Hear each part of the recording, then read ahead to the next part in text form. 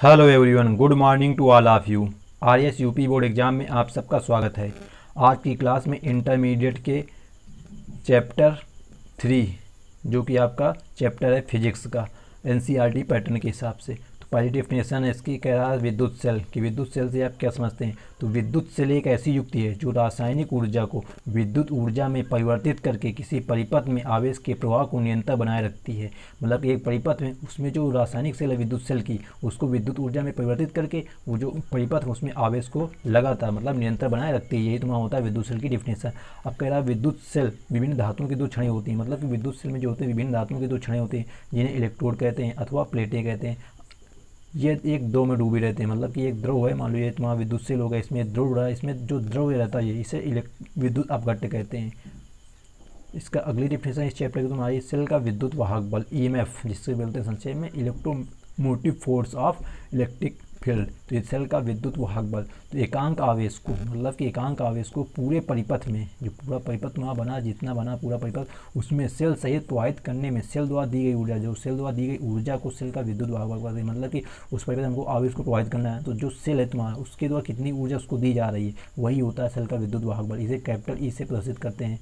यदि किसी परिपथ में स्मॉल क्यू आवेश प्रवाहित होने में सेल द्वारा दी गई ऊर्जा कैपिटल डब्ल्यू जूल हो तो सेल का विद्युत वाहक बल कैपिटल ई बराबर फार्मूला तो तुम्हारा W/Q। ये फार्मूला आपको याद रखना, E बराबर W/Q क्योंकि ये इंपॉर्टेंट इसका मात्रा होता है जूल प्रति कूलाम। अगली डिफिनेशन तुम्हारी है सेल का आंतरिक प्रतिरोध। यानी सेल का आंतरिक प्रतिरोध से आप क्या समझते हैं। तो जिस प्रकार तार विद्युत धारा के मार्ग में प्रतिरोध उत्पन्न करना है उसी प्रकार सेल का घोल, क्योंकि सेल में घोल आता है तो घोल भी विद्युत धारा के मार्ग में प्रतिरोध उत्पन्न करता है। इस प्रकार सेल की दोनों प्लेटों के बीच सेल के भीतर विद्युत धारा के मार्ग में घोल द्वारा उत्पन्न अवरोध को सेल का आंतरिक प्रतिरोध कहते हैं।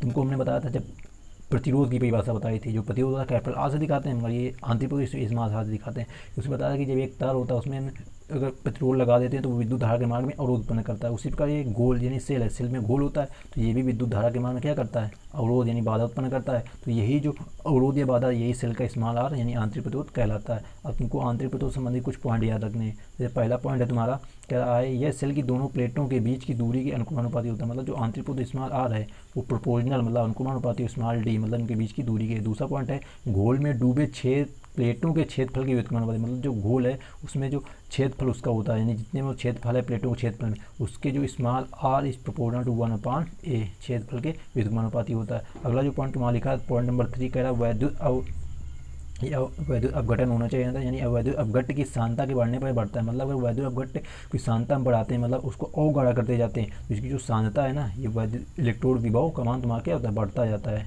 वैद्युत वाहक बल का मान बढ़ता जाता है। अगला तुम्हारा जो चौथा पॉइंट है कह रहा है वैद्युत अपघट्ट एवं प्लेटों के पदार्थ की प्रकृति पर निर्भर करता है। जो तुम्हारा आंतरिक प्रतिरोध होता है वो वैद्युत अपघट्ट मतलब वैद्युत अपघट्ट किस प्रकृति का है, वो क्षारीय है कि अम्लीय है एवं प्लेटों पदार्थ प्रकृति उनकी कैसी है अम्लीय क्षारीय उस पर भी निर्भर करता है। तुमको नोट एक पॉइंट नीचे लिखा है कि नोट सेल का आंतरिक प्रतिरोध नियत नहीं रहता बल्कि सेल को उपयोग में लाते रहने पर धीरे धीरे बढ़ता जाता है।